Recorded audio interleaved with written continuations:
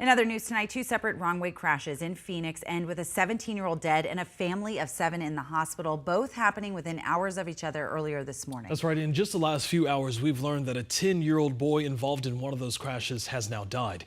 Investigators say that boy was one of 7 folks riding inside of this car when it was hit by a wrong-way driver this morning near 32nd Street in Greenway.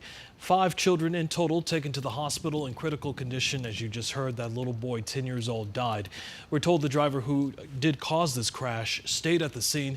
Investigators do believe that impairment playing a role in this crash. And a 17-year-old driver died in a separate wrong-way crash this morning after she went driving north on 40th Street in the southbound lanes. Phoenix police identifying her as Amalia Judisak. The crash involving 2 cars happened about 3 a.m. The driver and passenger in the other car were taken to the hospital to be checked out. So investigators tonight looking at whether or not impairment was likely a factor in this crash.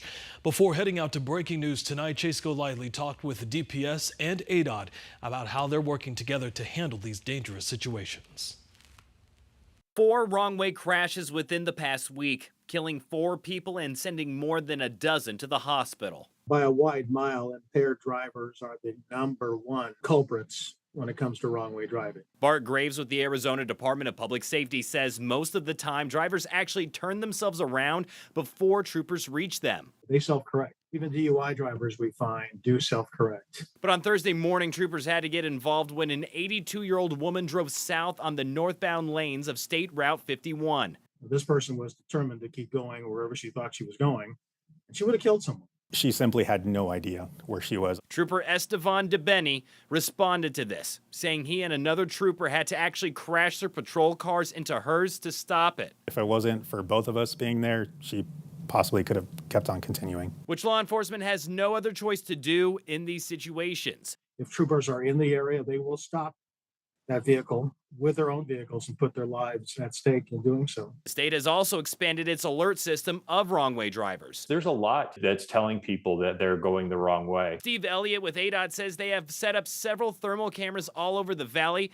that warn people if a wrong-way driver is coming their way, using these ADOT billboards. They also have installed several news signs like this that also tell people if they are going against traffic. This system provides faster information, but it cannot physically prevent a wrong-way crash. A problem both DPS and ADOT say they are continually working on to prevent these crashes from happening. That was Team 12's Chase Golightly reporting for us tonight.